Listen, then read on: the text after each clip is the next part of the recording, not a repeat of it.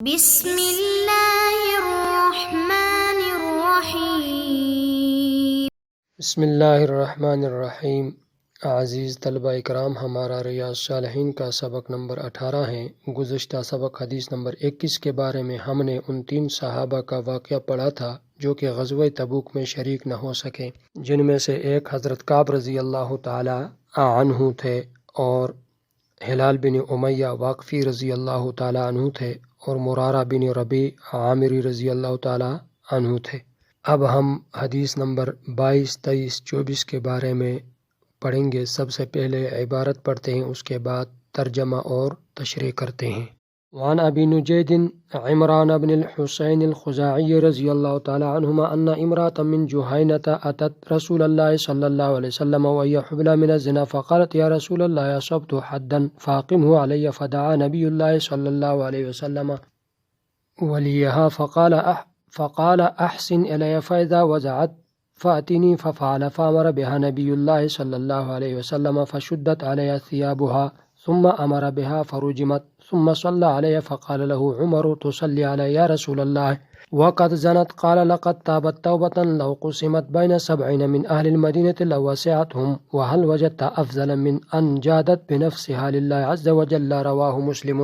وعن ابن عباس رضي الله تعالى عنهما أن رسول الله صلى الله عليه وسلم قال لو أن لابن آدم واديا من ذهب أحب أن يكون له واديان ولن يملأ فاه إلا التراب ويتوب الله على من تاب، متفق عليه۔ وعن أبي هريرة رضي الله تعالى عنه أن رسول الله صلى الله عليه وسلم قال يضحك الله سبحانه وتعالى إلى رجلين يقتل أحدهما الآخر يدخلان الجنة يقاتل هذا في سبيل الله فيقتل ثم يتوب الله على القاتل فيسلم فيستشهد، متفق عليه۔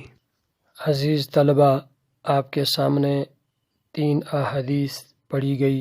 سب سے پہلے حدیث کا ترجمہ کرتے ہیں۔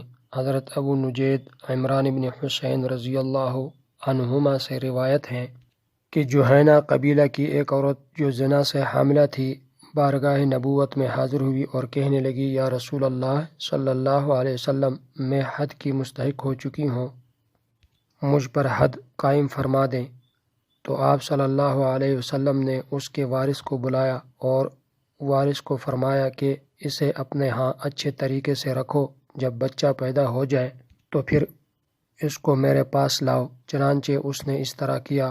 نبی اکرم صلی اللہ علیہ وسلم نے اس عورت کے متعلق حکم فرمایا کہ اس کے کپڑوں کو اس کے جسم پر باندھ دو اور اس کو رجم کر دو۔ چنانچہ وہ رجم کر دی گئی۔ پھر آپ صلی اللہ علیہ وسلم نے اس پر نماز جنازہ پڑھی تو حضرت عمر فاروق رضی اللہ تعالی عنہ نے خدمت اقدس میں عرض کیا، اس نے تو زنا کیا ہے، کیا پھر بھی آپ صلی اللہ علیہ وسلم اس پر نماز جنازہ پڑھتے ہیں؟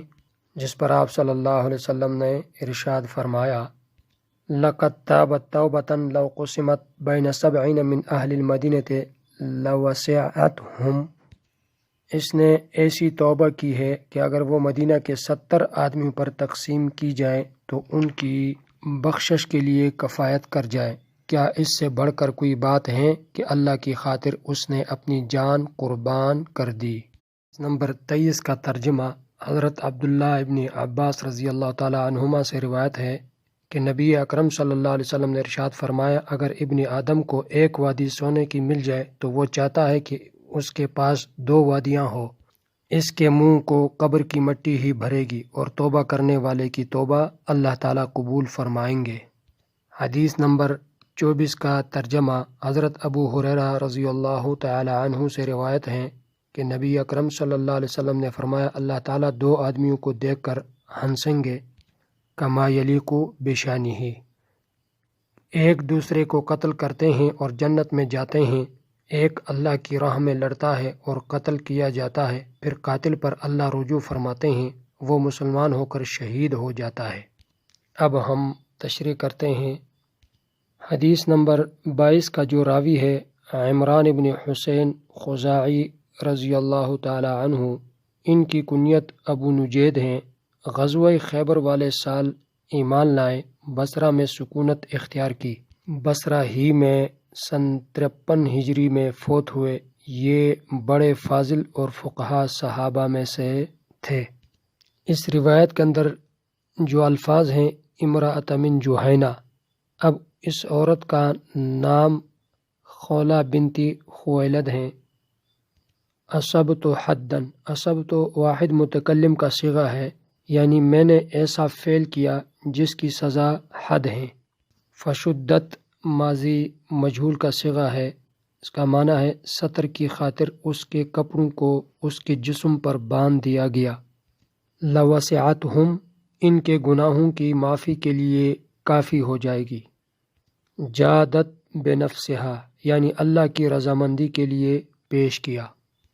اس روایت سے یہ معلوم ہوا کہ مومن کی عادت یہ ہے کہ جب اس سے گناہ ہو جاتا ہے تو اس کو دکھ ہوتا ہے اور شرمندگی بھی محسوس کرتا ہے، چنانچہ وہ اس گناہ سے پاک ہونے کے لیے بےتاب ہو جاتا ہے، خواہ اس میں اس کی موت و ہلاکت ہی کیوں نہ ہو، تاکہ وہ اللہ کی بارگاہ میں اس حال میں حاضر ہو کہ اللہ تعالیٰ اس سے راضی ہو جائے۔ اس حدیث میں ایک اور مسئلہ زیر بحث ہے کہ آیا اعتراف بالزنا پر حد جاری کی جائے گی یا اعتراف کے لیے تعداد شرط ہیں۔ امام شافعی رحمہ اللہ اور امام مالک رحمۃ اللہ فرماتے ہیں کہ ایک دفعہ اقرار کرنا ثبوت زنا کے لیے کافی ہے اور مجلس کی تعداد یا اعتراف کے تعدد کی کوئی ضرورت نہیں۔ البتہ امام ابو حنیفہ رحمہ اللہ اور امام احمد ابن حنبل رحمہ اللہ فرماتے ہیں کہ ثبوت زنا کے لیے 4 بار اقرار کرنا شرط ہے تاکہ 4 گواہوں کے قائم مقام ہو جائے۔ نیز ایک مجلس کے بجائے 4 مجالس کا تعدد بھی لازم ہے۔ شوافع اور مالکیہ اس روایت سے استدلال کرتے ہیں جو بخاری شریف کی ایک روایت ہے، فَإِنِ اعْتَرَفَتْ فَرْجُمْهَا فَاعْتَرَفَتْ فَرَجَمَهَا کے الفاظ ہیں، جس میں ایک مرتبہ اقرار کا ذکر ہے اور مجلس کی تعدد کا بھی کوئی ذکر نہیں۔ احناف اور مالکیہ حضرت ماعز رضی اللہ تعالی عنہ کی متعدد روایات سے استدلال کرتے ہیں جس میں 4 مرتبہ اقرار کا ذکر آیا ہے کہ نبی اکرم صلی اللہ علیہ وسلم نے 3 بار ان کو واپس کیا اور چوتھی بار رجم کا حکم دیا۔ اگر 1 یا 2 بار اقرار سے حد واجب ہو جاتی تو نبی اکرم صلی اللہ علیہ وسلم ماعز رضی اللہ تعالیٰ عنہ کو واپس کرنے کے بجائے فوراً حد نافذ فرما دیتے۔ حضرت ماعز رضی اللہ تعالیٰ عنہ کے رجم کی تمام روایات پر اگر نظر ڈالی جائے تو تعدد مجلس اور تعدد اقرار میں کسی کو کوئی شبہ باقی نہیں رہے گا۔ باقی شوافع اور مالکیہ کی جو دلیل انہوں نے پیش کی ہے اس کی توجہ اور جواب یہ ہے کہ اس میں جنس اعتراف کا ذکر ہے، اس میں 1 یا 2 کا ذکر نہیں، نہ نفی کا ذکر ہے نہ اثبات کا ذکر ہے، تو اس میں یا وہی معہود 4 اعتراف مراد ہیں یا روایت مجمل ہے اور اس کی تفسیر و تفصیل ماعز رضی اللہ تعالی عنہ کی روایت میں ہیں۔ اس طرح اس روایت سے یہ بھی مسئلہ ثابت ہوا کہ حاملہ پر وضع حمل سے قبل حد قائم نہیں کی جائے گی۔ وضع حمل کے بعد دیکھا جائے گا، اگر وہ غیر شادی شدہ ہیں تو پھر اس کا حد کوڑے ہیں، تو نفاس کی مدت کے تمام ہونے کے بعد اس پر حد قائم کی جائے گی۔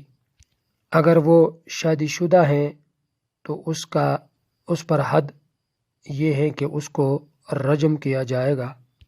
اس صورت میں بچے کے اس سے بے نیاز ہونے پر حد قائم ہوگی، خواہ بے نیازی کسی دوسری عورت کے دودھ کی ذمہ داری اٹھا لینے کی وجہ سے ہو یا بطریق دیگر۔ حدیث نمبر 23 کے جو الفاظ ہیں من یملأ جوفہ الا التراب، یعنی حرص اس کی موت تک رہتی ہے یہاں تک کہ قبر کی مٹی اس کے پیٹ کو بھر دیتی ہے۔ اس روایت سے یہ مسئلہ ثابت ہوا کہ انسان مال کو جمع کرنے اور دنیا کے سامان پر کس قدر حریص ہیں اس حرص سے اگر اطاعت الہی میں فرق پڑے اور دل آخرت کی بنسبت دنیا میں زیادہ مشغول ہو تو قابل مذمت ہے۔ دوسرا یہ مسئلہ ثابت ہوا جو آدمی بری عادت سے توبہ کر لے اللہ تعالیٰ اس کی توبہ کو قبول فرماتے ہیں۔ اس مسئلے کا تعلق اس باب کے ساتھ ہے۔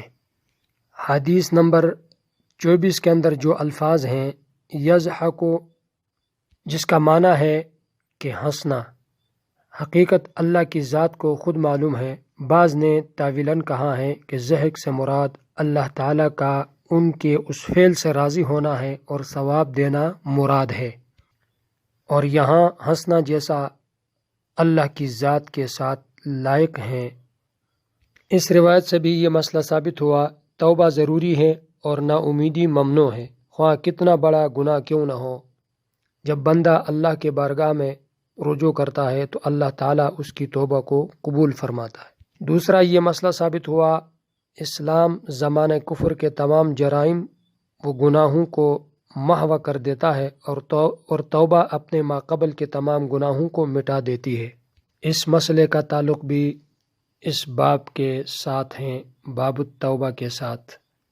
ہمارا سبق مکمل ہوا جس کا خلاصہ یہ ہے، ہم نے 3 احادیث پڑھی، ان میں سے پہلے روایت کی راوی عمران بن حسین خزاعی رضی اللہ تعالی عنہ کے بارے میں پڑھا کہ جو بڑے فاضل اور فقہاء صحابہ میں سے ان کا شمار ہے۔